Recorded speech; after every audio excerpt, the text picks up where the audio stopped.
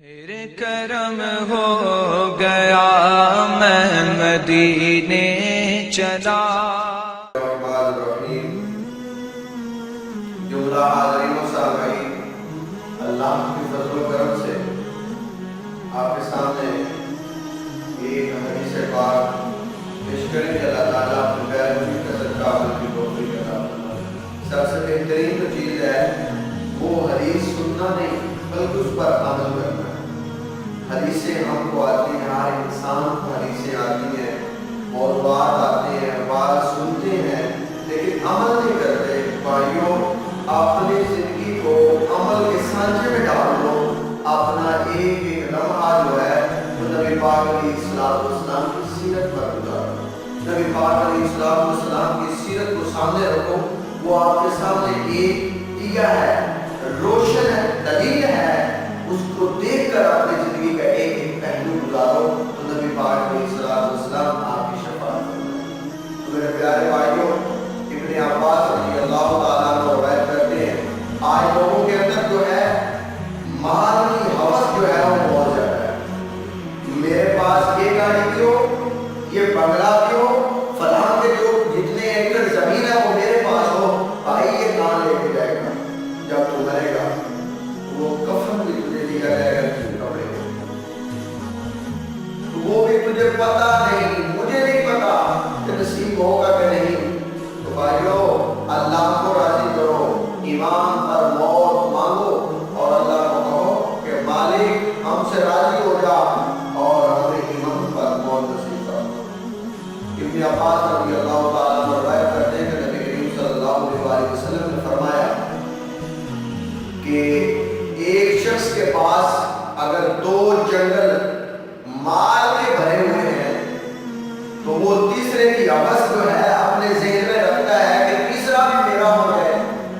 اللہ اکبر کبیرہ، تیسرا بھی میرا ہو جائے۔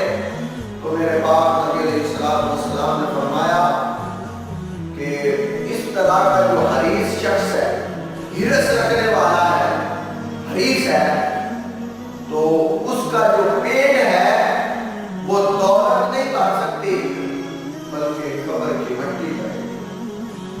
کیونکہ ایک بادشاہ تھا، بڑا مشہور واقعہ ہے۔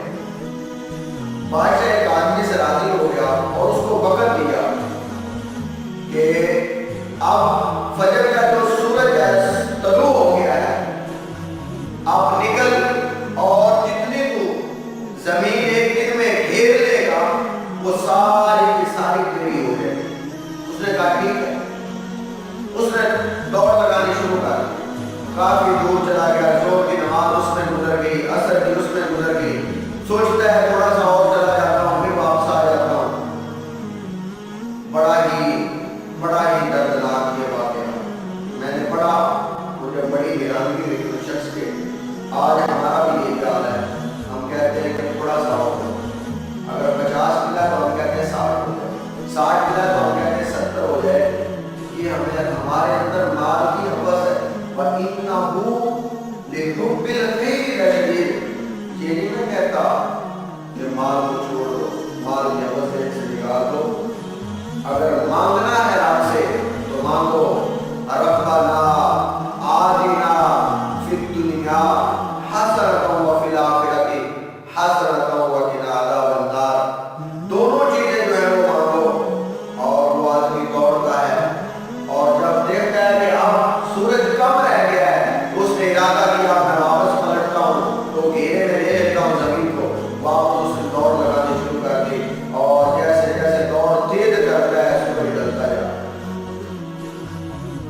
تو جب وہ پہنچتا ہے، اتنا سانس وہ تیزی سے اس کا چل رہا ہے، اور کیا ہوتا ہے کہ جب وہ آخری حد تک پہنچتا ہے، حد کے قریب پہنچ جاتا ہے، تو اس وقت اس کے سانس جو ہے وہ ٹوٹ جاتے ہیں، سانسوں کی ڈوری ختم ہو جاتی ہے۔ اسرائیل جو ہے وہ آ جاتے ہیں، روح کو نکال لیتے ہیں، لیکن اس نے آگے ہاتھ اس طرح اس لکیر کے اوپر کر لیا تو اب بادشاہ کیا کرتا ہے، پورے خطر کو اکٹھا کیا اور کہا کہ اس شخص نے ہرس کی لالچ کیا اور اسے یہ جس جگہ پر یہ گرا پڑا ہے یہ جگہ ہی اس کو نصیب ہوئی۔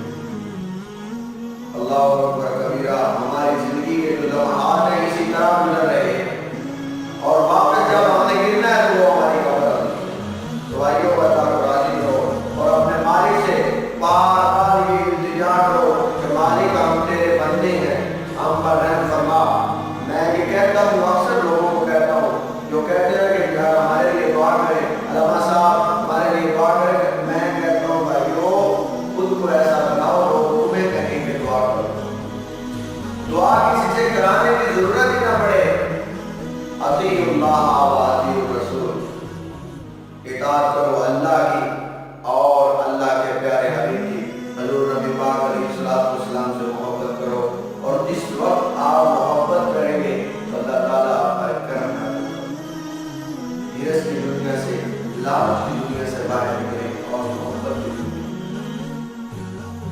قرآن و حدیث کی دنیا میں آئے اور نبی پاک علیہ السلام کے جو فرمودات ہیں اور فرمان ہیں اور قرآن مجید کے احکام ہیں ان پر اپنی زندگی بسر کریں۔ آج لوگوں کے اندر ایک سلسلہ جاری ہے، وہ کیا ان کا سیل کیا ہے کہ ہمارے پاس دولت آئے، ہمارے پاس گاڑیاں ہیں۔ بھائیو یہ اس دنیا میں رہ جانی ہے، قبر میں جانا ہے تو خالی تیرے اعمال میں جانا ہے، اس میں نہ گاڑیاں کام آئیں گی۔ رب کی جو پولیس ہے وہ تو رشوت بھی